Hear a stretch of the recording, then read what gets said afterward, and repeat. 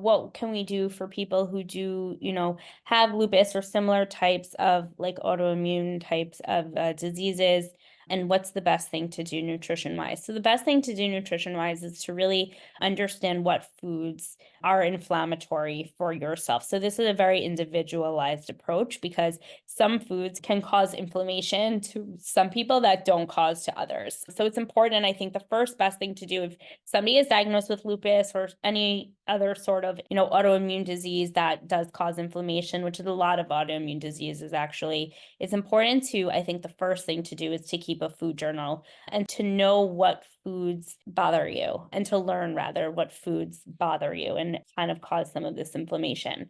So for example, gluten may be something that causes inflammation to some people, with lupus or any, again, I'm going to say autoimmune disease in general, but if I say lupus, that's what I really mean. I mean autoimmune. So dairy is another food. To some people, it may cause some inflammation. To others, it may not. Even some plant-based things, some like things like beans. Beans can cause sometimes inflammation and a lot of bloating and inflammation to some people. And to others, it's a very good source of fiber that keeps digestion going. So it's just important, I think, keeping a food diary. Nutrition does play a very, very important role in lupus and other like inflammatory diseases.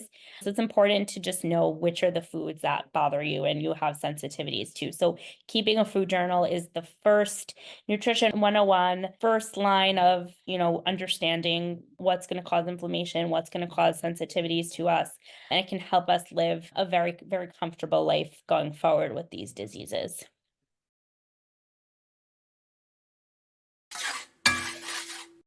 All right, so today we are going to be talking about Thai food. And as Ariel mentioned, we did like an anti-inflammatory. We're going to do an anti-inflammatory smoothie, which I will show at the end. But right now I'm going to do a one-pot Thai dish. It's with like noodles and lots of veggies. And I'm actually using shrimp today. You can use chicken, you can use tofu, you can use anything.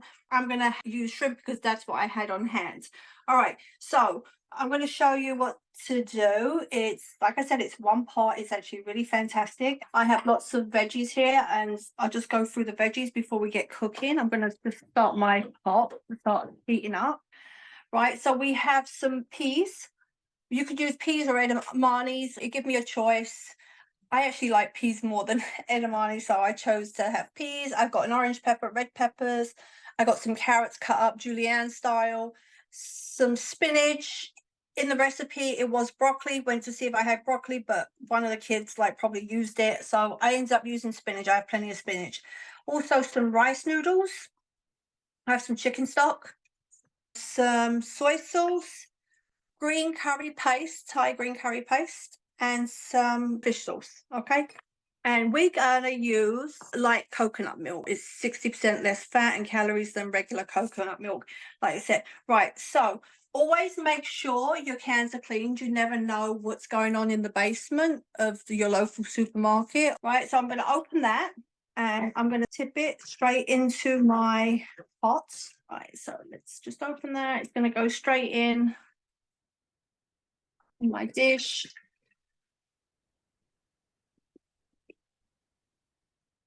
Then I have some veggie stock here. I'm just going to put in. Then 2 teaspoons of Thai curry paste. This is crazy. It's just all one dish and it comes out really yummy. So 2 of these. It says really heaps. This is half, so I've got to do 2 more. So there you go. Then I'm going to 2 tablespoons of fish sauce. We're going to do 4. 2, 3, 4.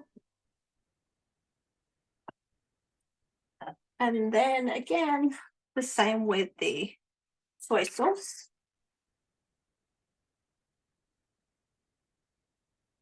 1,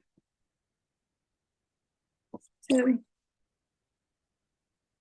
3. I'm just going to use 3.5 because I don't want it too salty. I usually use light soy sauce, but I haven't got any. I'm going to give that a quick stir. You see all that? Right. So while we're heating that up.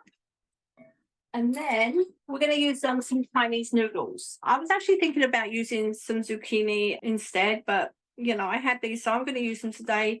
They're like Chinese rice noodles. They actually look like ramen, but they're not. We're going to chuck them right at the center of the pot. So it just says 2 little squares of them that go down, and then we're going to put the vegetables around it. So we're going to do some peas. Love me some peas. I'm going to do a handful of carrots, all cut julienne. Then some red peppers. And then some yellow peppers. And then we'll add some spinach. As I said before, you can use broccoli, any veggies that you have, anything that you want in your curry, you can put in. That's the heart of it. I'm not going to put the shrimps in yet. I'm going to let it wilt down, then I'll chuck the shrimps in at the end. I've washed my shrimps with some lemon. Okay. If you have chicken, you know, you would want to put that in straight away because it takes a while to cook. So I'm going to lid that, bring it to a boil, and then simmer it for about 20 minutes, chuck in the shrimp, you know, cook the shrimp till it's an internal temperature of 145, and then you're good to go. All right, so that is my Thai curry, 1-pot dish, hardly any cleanup, amazing. And now I'm going to make a smoothie. This is my new smoothie, and here it is. We're going to use turmeric because you know turmeric is a brilliant anti-inflammatory. So I'm going to use a 1/2 cup of coconut water. You can always add more. This is a cup, so I'm going to use sort of like half of that. I'm going to use 1 cup of pineapple.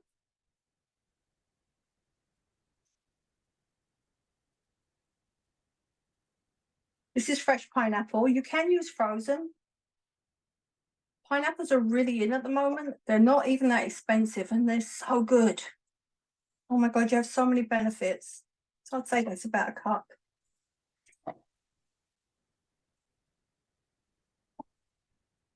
One teaspoon of turmeric. Okay, so we're going to put that in.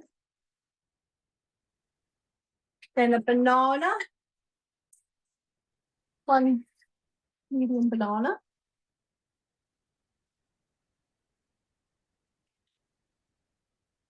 And then a squirt of lime. 1 tablespoon of lime, but I'm just going to guess. I'm going to guess that one. Let's see how this comes out. All right, so here we go. I'm going to blend it. It smells so good. Ah, wow, look at that. Look how pretty. And there is your smoothie. So that's a nice anti-inflammatory smoothie that you can have for lunch. And here I have my Thai curry. With the water of the week is ginger and lime. Ginger, an excellent source again of an anti-inflammatory. We have some extra chilies here, some fresh cilantro that we just dressed up. I'm just going to tell you quickly, it's boiling right now. I got it boiling. It started to break down. Now I'm going to chuck the shrimp in.